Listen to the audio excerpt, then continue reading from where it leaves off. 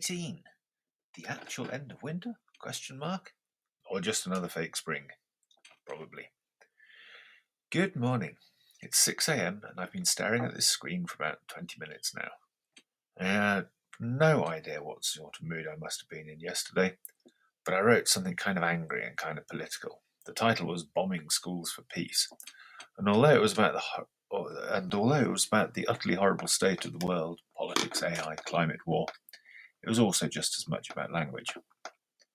Anyway, I've deleted it now, and posting it to the void is way better than inflicting it on you, my lovelies. I like to believe that you came here for mild and temperate musings about compost, potatoes, and cups of tea on a Monday morning.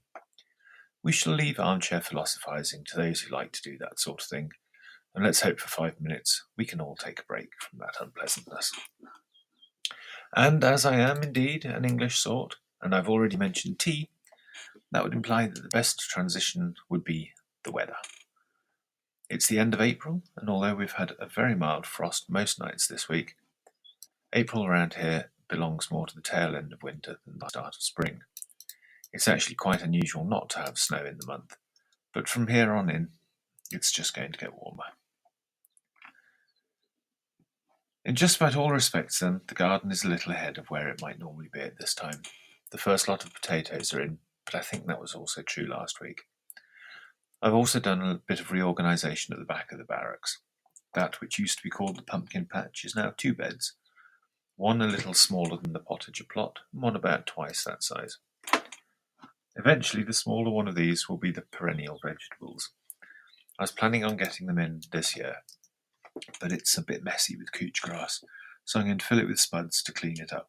I don't need more potatoes, but it'll be nice to hand out sacks of them to people who've helped me out in so many ways.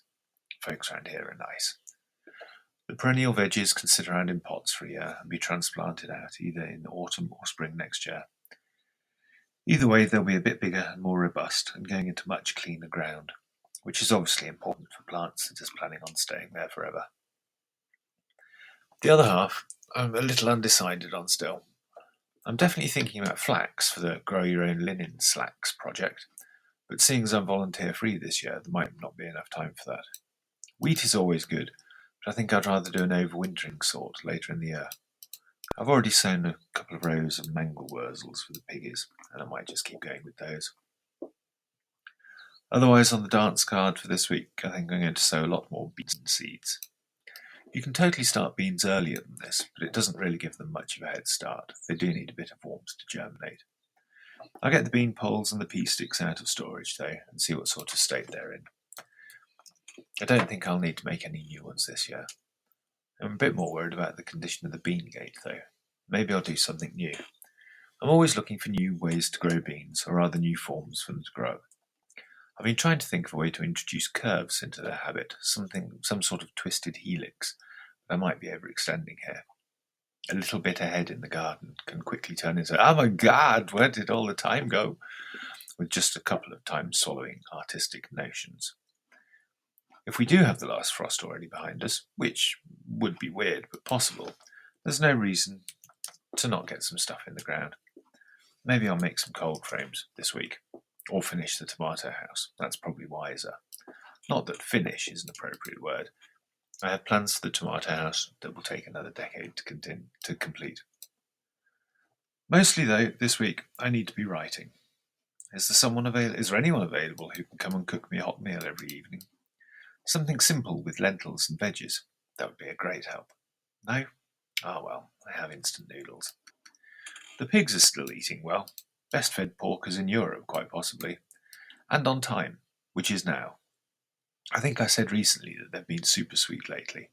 They are still being cute, to me anyway. They'd still trample each other if there was food in it for them. So I shall say goodbye and speak to you all soon. Next week at the latest. Thank you for being here on this journey with me. It means a lot. Much piratey love. Your loving Pirate Pen. XO. XO.